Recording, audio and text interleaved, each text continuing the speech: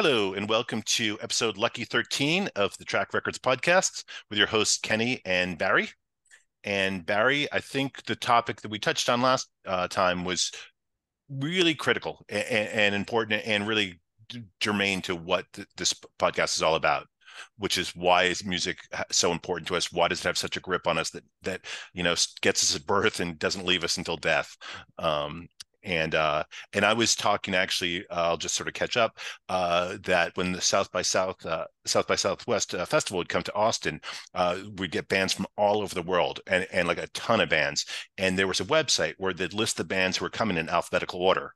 So Kim and I would divide them up, and I'd do like A to H, and she'd do I to Z, or vice versa, because you could listen to snippets of the band's music, and sometimes whole songs. And so we decide, okay, we have to see this band. Okay, maybe we'll see this band. Okay, we definitely don't want to see this band. And so because you had to have a plan. If you're going to do South by, you got to have a plan, and we map it out. Who can we see, where, when? Because it's at all the clubs all over town. So you're just constantly bouncing from one club to another. And as our friend Glenn, who would occasionally come down from Boston for it, said, like, he likes to have a plan too, but sometimes you see a shiny object and you have to just chase that. And that was also true. We'd be walking by a club, we'd hear something, even though we were on our way to see something we wanted to see, we'd hear a band, we go, oh, okay, we got it. That sounds awesome. We got to check that out. And it was such a fun way to do it. And as you were pointing out, it was rare to find someone like Kim, even though Julie, my first wife, really liked music quite a bit, and we went to shows and we listened to music. Kim like was a serious like collector too, like not to the extent you and I are or were, but she was. And as you said, that's a rarity. It's definitely more of a men's club, which is too bad. You even see more women sports fans these days than you do see. I mean, and again, you see women at shows, but I don't think, like, when you're buying used records, the record store is probably not filled with a lot of women. Is that correct? Rarely. And Yeah. if there is one in there, all the stinky male record collectors are on them like flies on shit, Right. you know, Yeah. um, which it's funny that you talk about that. Um, or you circle back to that topic because I was thinking about it some more. And out of all of my friends who are music fanatics, long-term friends, I could think of two women who have been in my orbit, um, as an adult, who were as fanatical about music as most of my male friends, and they just so happened to be in bands that I was in. Okay. Yeah. So they were musicians, Right. and other than those two, one was a bass player, one was a singer front person for another band. Those are the only two women I can think of who had the same sort of um, uh, fervor for music that a lot of my male friends do. And I wonder if there is something about music in general, or maybe it's just rock music, that draws males to it more than females, because there clearly isn't as many fanatical women when it comes to music, at least that I know of. There's of course exceptions. You were married to one. The fact that she was going through the listing of South by Southwest and picking out all the bands she wanted to see, that speaks volumes. She clearly was into music on the same level as a you or a me or our friends. To spend her time doing that. Yeah. Mm-hmm. You definitely see women at concerts. There's no question about that. And, Sure. shows, clubs, stuff like that. But yeah, the record collecting, like, and I never, until I met Kim, I don't think I ever met someone who a female who collected records the same way. And as a matter of fact, I got fixed up by a couple of friends in San Francisco, Andrew and Daniela, with a friend of theirs, Pam. And as I often do on a first date, I was asking about music, and I said, well, what music do you like? And she said, no, I don't really care about music. I said, really? I said, nothing. She said, no, not really. I said, do you have any albums? She said, I have one. I was like, wow, you have one? So of course I had to ask what it is. And she said it's a Fleetwood Mac album. I said, okay, which one? She said, I don't remember. And I was like, I didn't know where to go from there because I liked her and we were getting along. But I was like, it's so bizarre. Like, It almost makes more sense to have no albums than to have one. Like it was just so It is odd. pretty funny. That Uh, that is an odd one. And I, of course, have to ask you, was it rumors, or did you I ever don't know. find She didn't. out? She didn't remember, and I It was never like found out. I should it track was her like down. I would have been surprised if she's like, "Oh yeah, it was one of the ones with Peter Green on it." Yeah, that would have been really interesting, but there was no way that would have been. It Yeah, was it probably had to have been rumors. yes, yeah, and someone probably gave it to her, and and then I also briefly dated this girl that my sister actually fixed me up with in San Francisco, really hot looking girl, and we're hitting it off on the first date, and she tells me that what she wants to do is she wants to write a biography of Jeff Beck. I'm like, all right, this is totally cool. I like this. We're going to get along perfectly. I said, that's awesome. I said, who do you like to read? She said, oh, I don't read. And I was like, okay, you want to write a biography, but you don't read it all? And Mm, once again, it was like, mm. check, please. You know, um, So, so so if somebody is not into music um, at all, or even just a little bit, is that would you consider that a deal breaker? I definitely would have. Would I now? Probably not. It would make it tricky, but it would have definitely been a deal breaker beforehand. Not sports, as we've established. I'm a fanatic sports fan as well, but that's fine. Like if you're not interested in watching the game, I'll do my thing. You do your thing. But music is such a ever-present part of life, that that would be difficult. When I'm in the car, I'm always listening to music. And I frequently have music on throughout the day. And in particular, if it would be harder actually if their taste in music was completely different than mine. They liked Hmm. music, but their taste was different. Would be the deal breaker. Hmm. Hmm. Like if someone wants to play Journey all day long, we're not going to Sure. be able to hang out. Yeah, that would be tougher, I think. Yeah.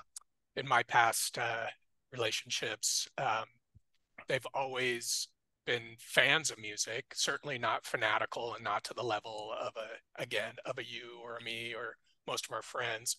And they would go to shows and do things like that, and weren't completely skeeved out by my obsession with it. But I didn't look at it as a must-have to have a relationship. You must be super into music. It's like great if you like it and you have good taste. That's certainly a a step in the right direction, and that's a good thing to have. But I almost wonder if it would skeeve me out a little bit if I got involved with somebody who was just as obsessive and fanatical about music as I was. It might be like, oof, it might be hitting a little too close to home or a little I too close to the and bone. I could definitely see thinking that, but when Kim and I were together, it was great because we went to probably 3 shows a week. I mean, we were going to shows I all the remember. time, Yeah, I you know, remember those days. and in particular in Austin back then, you could park, or when we lived in New Orleans, you could park like a block or two from the club, just walk right over, and it was so easy. And so like we constantly went. There's a guitar player here, a singer guitar player who plays like basically sings like Janice and plays like Jimmy, and her name's Carolyn Wonderland. And we've probably We saw her. saw her when I was out there Okay, one of because those I'm times sure because we were at the such big record store. fans, and we probably saw her 30 times. I mean, that many. And there are a few bands like that we just saw over and over. And so it was great. And actually, I probably watched less sports when she and I were together.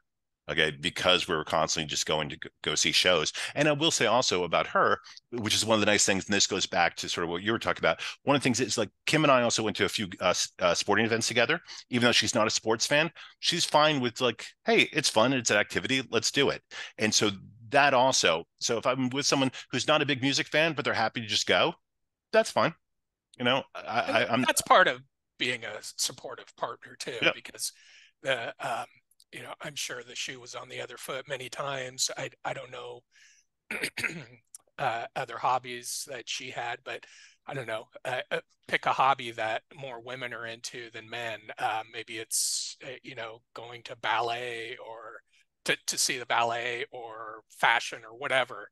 Um, as a male, you have to support that as well by going to a show, a ballet show or whatever. Maybe a fashion show. It's sort of it's two sides of the coin there, I yeah, guess. yeah. No, if someone's going to be there for you, you got to be there for them. No, no question about that. Yeah. But it was but it is just interesting that like I'd be curious, anyone who's out there listening, if you know women who are serious record collectors, let us know. And obviously they were there. It just happens we didn't know them. They're all over YouTube. Yeah, I've started looking at yeah. um, other podcasts on YouTube since we've started doing this, and there's a lot, male and female, more male, of course, and it's usually, white dudes in their 50s, who probably are in need of a shower, um, more often than not. That's the demographic, but there are a few women out there who actually do really good presentations of their record hunting and records they find and presenting them. And it's kind of fun to watch if you're And also a record fan. and that's one of the things that we talked about last week, where I was talking about the treasure hunting for used records. That was such a fun part of growing up.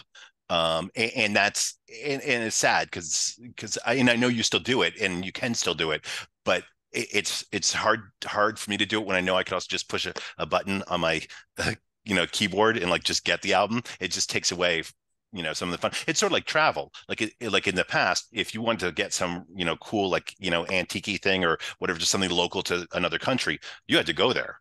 And nowadays, you know and so it's made the world much more convenient, but much less interesting, in my opinion.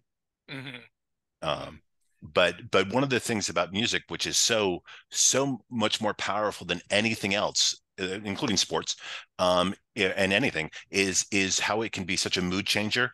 And so I was record shop. I was Christmas shopping one time in Harvard Square in Cambridge years ago, and I was miserable. It was cold out, and I was like carrying my stupid presents and bumping into people who are carrying their stupid presents, and it was just this big clusterfuck. And I just wanted to get out of there and go home because I was just miserable being there, and freezing my ass off. And some Harvard student kicked open his dorm room windows, put a huge speakers out into the windows, and started blasting Springsteen doing "Santa Claus is Coming to Town," and it started to snow, and my mood changed instantly. I went from being the most miserable son of a bitch on the planet to like being just ecstatic. It just changed everything. I could see why. Yeah. And so it's just amazing the power that music has in that way. And unlike a sporting event, I was thinking about this the other day. With sports, there's two sides. You're for one team and you're against another team. But Mm-hmm. when you're at a concert, particularly like arena shows, Yeah. you're all on the same team. Yep. Yeah. And It's there's something so fun about being there, it's a you know? very communal experience Yeah. for sure. And I get fed up with arena shows, but I do miss that. Especially with the Dead or Springsteen, where the crowds are really, they appreciate a fellow Springsteen fan or a fellow Deadhead, and so I definitely miss that. I like that. The last arena show I went to was probably Oasis of all bands, and that was 20 years ago. So Oasis. yeah, Uh, ironically, yeah. in Uh, Great Woods. but When's the last time you went to an arena show? oh, geez. Man,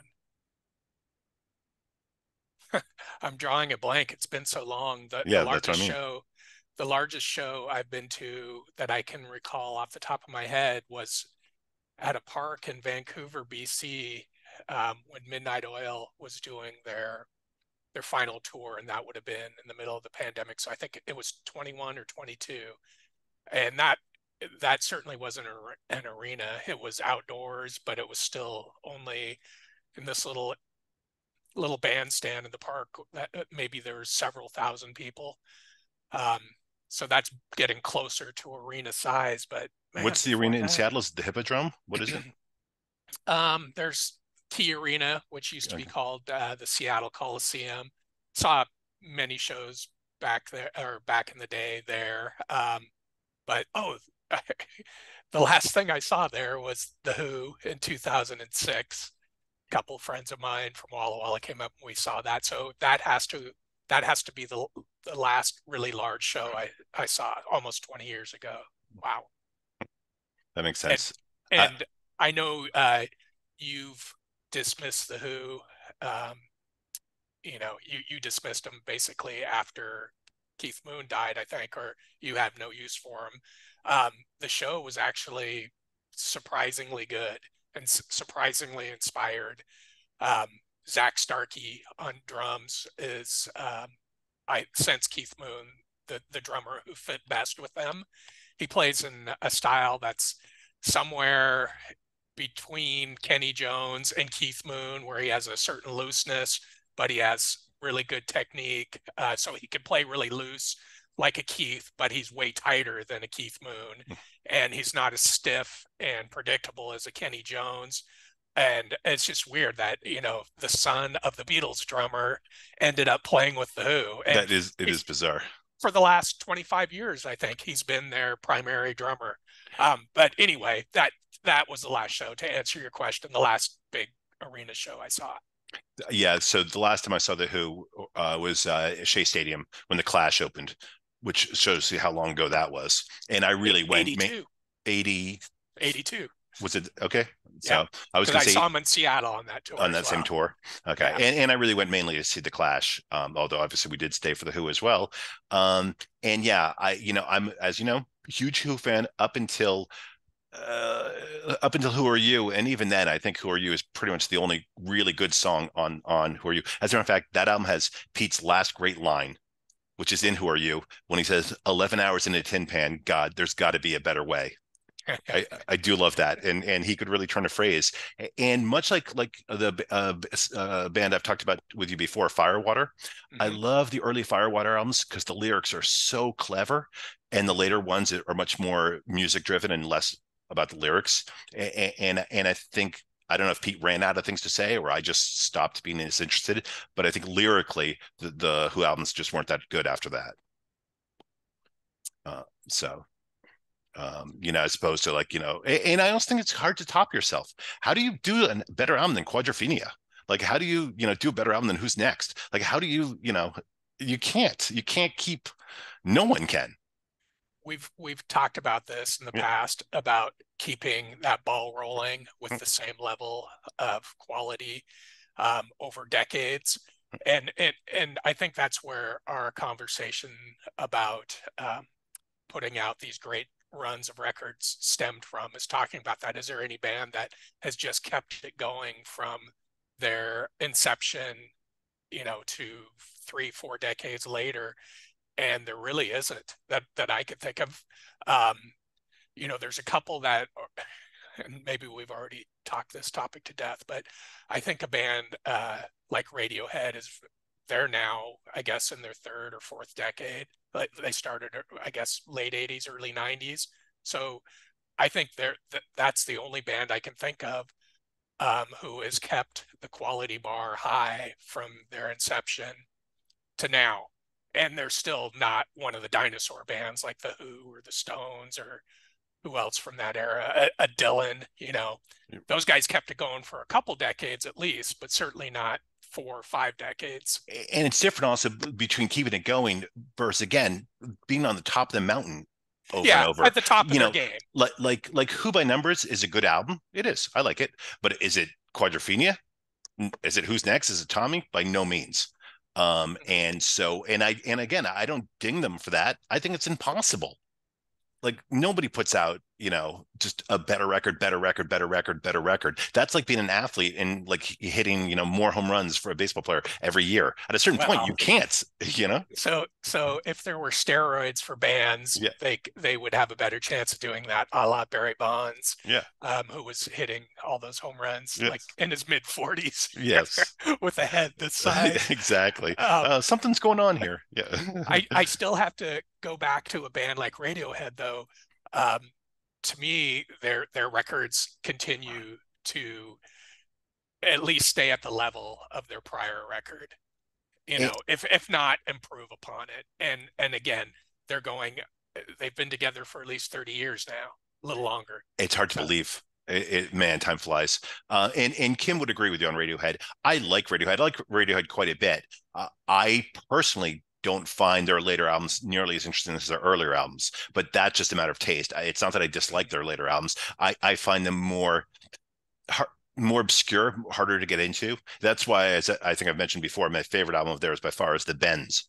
because the Mhm. Bends to me is a real rock and roll record, It and, is. and their later stuff is not like that. And I don't I, want it to be exactly like that by any means, but they just go too far away from me. So it's that that the vibe of that record speaks to you more than their later stuff, where it's the yeah, opposite for me. I find everything they've done after that infinitely more interesting musically I think than that's true the for most Bends. Radiohead fans. Yeah. Yeah, yeah. And I've heard other people say their later stuff turns them off a little bit because it is a little more experimental. It's not middle of the road hard rock like a lot of the Bends is. And maybe I shouldn't say it's middle of the road, but it's a hard rock record and Yeah. it's very straightforward, Yeah. relatively speaking. Um, but and this I meant to mention this a while ago when we were trying to come up with a dinosaur band who had kept the quality bar set pretty high and attained it for decades and decades. I mean, okay, we've talked about the Stones. No, they haven't.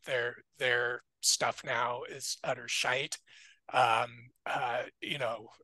else? The Who. Obviously, um, not that great now and kind of laughable seeing them out there, on their 14th farewell tour, Yes. still playing Baba O'Reilly and closing the show with Won't Get Fooled Again. I mean, that stuff to me is downright embarrassing, and it somewhat ruins their legacy. And Uh, I understand why they do it. It would be so hard to let that go if you had attained that kind of success and across the board adoration by the whole planet. It would be hard to let that go. and I agree, but if like you feel if once you've seen Kids All Right like 50 times, then you feel like you know the Who and you feel like you particularly know Pete. And if you'd showed Pete back in the 60s or 70s what he and Roger are doing now, I think he would have said, "Stop me." Oh, of course. You know, He would have to have. I mean, well, I mean, it's such a cliche to bring it up, but um, the line in My Generation about "Hope I die before I get old," yeah. that could be, you could use that line as a benchmark for all of these bands. As far as when they were young, yeah, they think they would probably adhere to that. And if they didn't physically die, they would at least stop playing rock music. Right. And sure enough, as they all got to their, 30s, the 40s, 50s, 60s, and now 70s and 80s, none of them have stopped for the It's most part. it's interesting. Well, Paul McCartney, you know, changed his music to suit his age, more than the rest did. You mean just shitty? Yeah, I mean, I don't like it, but it's more, but he's not leaping around the stage. It just it's weird. I don't know. It's just a little He weird to never see the did, though. Stones. Yeah, He never did. but And he talked about it early on. He said, "I don't want to be singing. She loves you. In my 30s, never mind my 60s." mhm, You know, mhm. and he talked about writing film scores when he was 25. Like that wasn't like that was really unusual for a rock and roller in the mid 60s to Yeah. have that sort of foresight. Well, and also rock and roll was still in its embryonic stage at that point. Yeah, And to think that any rock musician could segue into, uh, a soundtrack composer was probably pretty far out there thinking at that yeah, point. and I've Um, really found that interesting. So I before I it yeah, slips my mind. There's one record from one of these artists that we're talking about that to me shocked the hell out of me as far as how good it was and how much depth it has. And it reminds me of some of his earlier stuff as far as the emotional impact. Have you ever heard that Dylan record called Rough and Rowdy Ways? no, Came out about I've three heard of years it. ago. I've not heard it. No. Yeah, Okay. Well, so for me, Dylan has been pretty much unlistenable for decades. And I picked up that record just on a whim, and it's actually really good. Um, I would I would recommend you checking it out. Um, it's it's not Blonde on Blonde or or blood on the tracks by any means. But man, for a record, probably 50 albums into his career, or however many, 40, it's really fucking good. But considering you felt that way, it's interesting. You said on a whim, but what would make you get a record by someone who you know, Okay. you haven't been interested in for decades? So. Yeah. So, just being a hardcore Bob Dylan fan in Yeah. general, it at least gets on my radar if he puts out a new record. And I came across it for really cheap. Yeah. Okay. Yeah. No. So, Yeah. so That's it the was combination. pretty Yeah. pretty low risk, and with a potential for payoff, and the payoff was way larger than I expected. Which is And always fun. Yeah. no, totally. And Yeah. when I compare it to anybody else's records from that generation who are still putting out records, so you know, whether it's the Who or the Stones or Aerosmith, even though they're a little later, and I don't know why I Springsteen. always, Yeah. yeah, Springsteen, Yeah. great example, a little later in the Stones Yeah. and the Who, but anyway, it's way better than any Springsteen record I've heard in a long time, that's for sure. And his records, I don't feel like his records these days are utter shit, but man, they're boring and uninteresting, and he couldn't write a hook to save his life at this point, which is shocking. And that's my problem. Just like I was talking about Pete and I was talking about Firewater, lyrically, I just don't find Bruce interesting anymore. And I love his lyrics on Born to Run, on all the early albums, Wild and Innocent, Sure. Born to Run, Darkness, The River. Such a great turn of Nebraska, phrase. Nebraska, absolutely. even up to Tunnel of Love, Yeah, Ghost of Tom Joad. and Tunnel of Love, he'd already started to lose me. Goes to Tom Joad, he brought me back, and then that was pretty much it. And it's not like if someone said, "Hey, I've got a free ticket. Do you want to go see Springsteen tonight?" I'd say sure. Okay, but I wouldn't otherwise go out of my way to do it. When you talked about the Dylan album coming on your radar because he was released a record, what is your radar? How do you know someone's releasing a new album? Um, Really by still reading music magazines, Okay. and I get a lot of it's done via, excuse me, online stuff. Do you subscribe? I I have a subscription to the rejuvenated Cream magazine, Oh, which there you go. fired up again Okay. a year ago, or a year and a half ago. But it's more about I get emails. I get emails from various labels, so that's probably how I find out about new records more than any other avenue. Is the emails. These labels will you sign up for their email mailing Yeah. list essentially, and usually, God, now at this point it's like up to 5 months before a record is released, you'll get an email and it'll be, oh, the new Nick Cave record is coming out, and Yep. they'll be like, oh, special pink vinyl available now Yeah. for $12 more, or you can wait and buy the regular black vinyl version for whatever. Yeah. But that's how I find out, Yeah. more or So less. so at one point, yeah, Kim and I definitely subscribed to a lot of those different labels, the smaller labels. And at one point, I think she had subscribed to 7 music magazines, certainly at least 5. Okay, at one time, Mojo, which was great, Uncut, which was crap, About the Paste, strictly about uncircumcised bands. yes, that's what they specialized in. I can't remember the others, but like we're constantly like music magazines. Oh, what was the one for alt country? That was the one I liked. No Depression. That was the name Oh of it. yeah. And subscribe to that. So like again, not just the record collecting, but subscribing to music magazines. Mm-hmm. That again elevates that sort of devotion to music. For That sure. you don't see. That's how that used to be your only avenue for Right. finding out about new records coming out, before the internet changed everything. I still have my archive of Mojo magazines. Yeah. I bought it for decades and just never threw them out. Each one of them, especially the early issues, they're like, each one was like its own little encyclopedia volume from focused on music. It was so good when it it's first impressive. started. Yeah. It turned into shite though, unfortunately. As I say, everything does. There was one magazine I used to buy when I was like 13 or 14 because all it had was the lyrics, but it had the lyrics of all the pop, like the top 10.